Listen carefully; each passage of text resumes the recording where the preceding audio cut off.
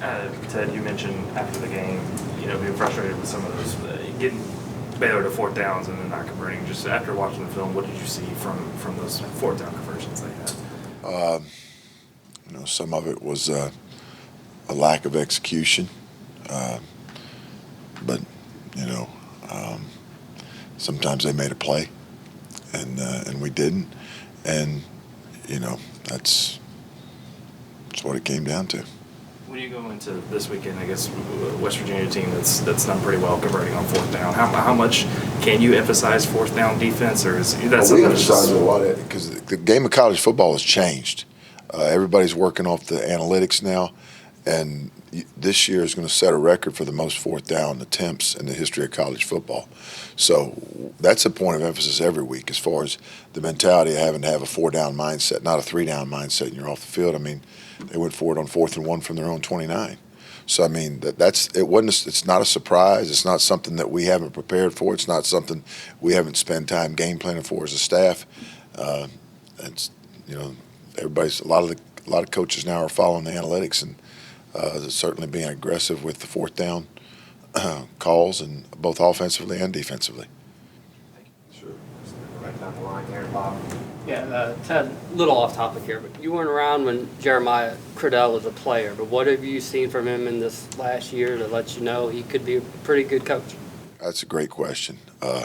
He's a guy that has a fantastic attitude, tremendous energy, always wanting to learn, wanting to grow. Why do you do that, Coach? Why do you do that, Coach? How about this?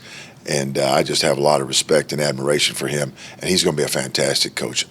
On top of being a great resource for our players, of having been a guy that was a good player with a very bright future that had the game taken away from him, and what that means and how that feels, and valuing every day and valuing each opportunity and perspective. And I have a tremendous amount of respect, and he's going to be a fantastic football coach and great for young people. When you start back today and you get back at it today after not being able to get off the field like you wanted to against Saturday against Baylor, what's going to be your message, and what do you dive into with this football team this week as you try to get them back on track? The precision, precision and all the details that go into the finite details that go into being able to execute at a high level. We were decent on third down. We weren't very good on fourth down. So that part of it, and again, to your point about having a four-down mentality, but also understanding how you play first, second, and third down affects fourth down too, and it all goes together. It's all a piece of the pie, and it's interwoven. So that everything we do is important. It's got to be with precision and extreme detail. What do you think of Daniels and what they're doing at West Virginia offensively? I have a lot of respect for them. He throws a great deep ball. Doesn't panic in the pocket, and he's done a good job and throws under duress too. He hangs in there, trusts his protection, and hangs in there and gets rid of the ball, and knowing he's regardless of the situation, type of pressure, no pressure, whatever it is, he's a tough, gutsy competitor. Sure. Ted, you've coached a lot of years. What's the difference? And you can talk a little bit. Sorry. That's okay. I feel like it's 100 now. It wasn't Eli this time. We're just aging. We had to pass it down the road. That's all right. No problem. I was expecting it. I wanted to ask you, can you talk a little bit about the difference of recruiting when things are going really, really well versus when maybe you're struggling a little bit? What's it like as a coach when you're talking to these recruits? How big a difference is there when things are going really good versus maybe now when you're seeing a 5-4 team? It's certainly something that you deal with. It's because if you don't bring it up, the people you're recruiting against will. But at the same time, the opportunity here and the development for, the totality of the growth and development. I mean, it's a proven commodity. It's not like a what if, can you guys do it? I mean, no, there's years and years and years of evidence saying, okay, both at Oklahoma and with his staff saying, hey, we can do it, we have done it, and here's how we've done it, and here's who we've done it with. So understanding the totality of the experience here at the University of Oklahoma, and not getting bogged down in where we are today. That's certainly a factor, and we all want to be better. But we're going to work through this, and we are going to get better. So it's not a matter of if; it's just a matter of when. And all of us want it immediately, if not sooner. So I mean, that part of it, but and recruiting the right type of people that fit here. From a standpoint of toughness, blue collar, family, discipline, accountability, all those things, that work ethic, all the things that go into being the right fit here. And, we've got a great recruiting class put together, and we're going to continue to add to it, and we're going to be fine. We always look at the coach-recruit relationship and how those relationships are built. What about Brent? What's his message to his staff about recruiting? What's it been like this season? What does he tell you guys? And you don't have to go, I don't want you to go deep into it, but just what's his message to the coaches about recruiting and the importance of that? To be extremely thorough in finding out everything we can possibly find out from every source about a potential prospect here for the University of Oklahoma.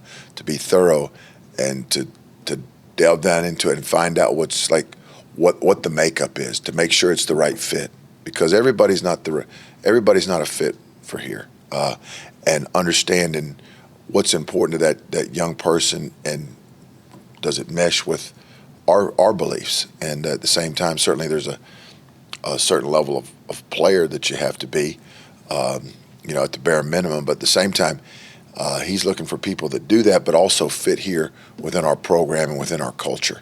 And that's the most important thing. The old saying, right? Hey, if you sign a guy, right, you play with him for 4 years. If you don't sign a guy, you only play him once a year.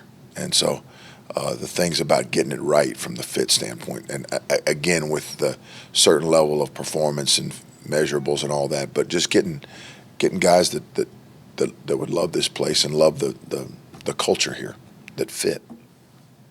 Sure. Yeah, Ted, following up on your first answer about fourth downs, how much does that change the way the way that's evolved? How much does it change the way you coach on first, second, and third down?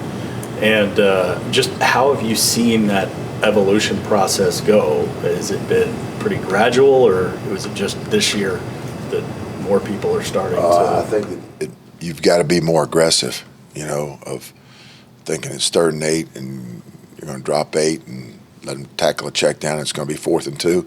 Well, now 4th and 2 is go for it in most situations. So I think you've got to be able to mix things and try and keep people off balance, but it certainly puts a premium on your, first, second, and third down performance. And then how have I seen it change? I wouldn't call it gradual, but it's not like it's gone from 0 to 100. It's probably gone from like 40 to 100, miles per hour as far as the change in it is how I would. But again, with the analytics and more coaches buying into the analytics, we're going to continue to see more and more that it's not going to go back anytime soon. I don't think it's just going to get, more aggressive based on what the statistics say in the book. Along those lines, how have analytics shaped you as a coach, and how much do you buy into that, and how do you balance what the numbers tell you versus just that gut feel? I think you got to have a balance. The books say one thing, or whatever analytics we use in our reports in our scouting system, but at the same time, during the course of the game, you've got to be able to make adjustments, and at the same time, trust your gut. And if you err being on the side of being aggressive, because you usually don't regret those. You have regrets when you weren't aggressive as a play caller. So that's kind of how I see it. Sure. Jordan Kelly's a guy who's popped up on some big plays the last couple of weeks, but it's not the first time he's been out there making plays. What have you seen of him, I guess, behind the scenes and getting to this point this time of year? He's made some nice plays for us. There's no question. Just need for that to happen consistently, and that's the message that for Jordan is to you've done some really good things, but we need those things consistently. And so looking for him to do that on a consistent basis, and certainly appreciative of the plays that he has made. Where are the places I guess he can get more consistent, or what can he do, Monday through Friday to get there on Saturday? He's working at it. It's just we want more consistency from everybody. So it's not something that Jordan Kelly's got to do. So I don't want that to be no, it's not that. It's across the board. But yeah. Justin. Hey, Ted. Appreciate your time. Sure. You guys have a pair of one-possession losses this season. I'm just curious, what goes into, or what is the most defining trait of a team that's able to come out on top of those 50-50 games? To be able to execute in those situations where it's those situations. Everything's important, but there's certain things like it's 4th and 7. Hey, we know, right? Or it's 4th and 1, and they're at their own 29. We know. Just to be successful in those type of situations, and at the same time, the other part of that is, hey, let's be better consistently so we don't put ourselves in those situations. But there's a lot of parity in college football, and there are a lot of one-possession games. So to be able to win those, win those situations, sure. Back left, John Hoover. Yeah, Ted, I think the book said that you guys were averaging on defense facing third and 8.2 yards on third down, goal to go to move the stick, 8 yards, pretty good. You'd probably take that. Third down conversions, 4 of 13, you'd probably take that. But they 3 of 6 on third and short, and then of course the 2 fourth and shorts. They got both of those. What does that tell you about how you're doing on first and second down in that game? And what does that tell you about what your priority should be on short yard stuff? Well, I think you made a pretty good point. I think you could answer your own question. But it tells us that, 3rd and 8, yeah, we'll take that every day, all day. And at the same time, excuse me, in those 3rd and 1 situations or 4th and 1s, if you're 50% successful on defense in 3rd and 1 and 4th and 1, you've had a heck of a deal, because obviously you don't want to live games in 3rd and 1, 3rd and 2, 3rd and 3, and that 3rd and 3 for most people is that 50-50 down where, when you want to load the box, well, they have routes that beat the load the box calls. So it's a 50-50 deal there. Excuse me. So yeah, but anytime you're more successful on first and second down, obviously the odds are in your favor on third down, and when you're not, you don't win many games living in 3rd and 2 and 3rd and 3 and 3rd and 1. What do you see as defensive philosophy-wise here? Some of your priorities on short yardage plays, specifically goal line. There was a play I'm thinking of where 2 linebackers shot the same gap, and the hole just parted wide open. He walked in the end zone. Well, there's a lot of things that go into that. I know which play you're referring to, and there's a lot of things that go into that on the backside too. That what did or didn't happen. So anytime there's an insert, it creates a new gap. So you have to have an outside B and an inside B, or an outside A and an inside A, or an outside C and inside C. So there's new gaps created as people are inserted in the offensive line. So I know which play it was, and again, there were some things happening on the backside that weren't good either. So yeah, there was a mistake made. Last one, back, Eddie. Just kind of following up on Who's question, just how much of the problems as a whole are just not lining up correctly, and how does that happen going into the 10th week of the season? Well, do they just not understand what they're being asked to do? It is a problem, okay? And here's how it happens. They're human, and they make mistakes, just like all of us make mistakes. And we got to continue to work to eliminate those mistakes, and that's what we're doing. And are we happy with where we are? Absolutely not. But again, to go back to work and to fix it, and that's the only way I know how to do it. Is it surprising, though, that you're going into the 10th week of the season and it seems to be a continuous problem all year? Is it surprising? I certainly wish it weren't that way. And at the same time, I'm not making excuses for anybody, including myself, because I don't do that. But there's all kinds of the variations from offense to offense in this league There's all kinds of different things. So there's new challenges and new opportunities each and every week, to your point. So to be able to understand those and get comfortable with those and continue to work at it. Yeah, sure. Thanks, Ted. Thanks, Ted.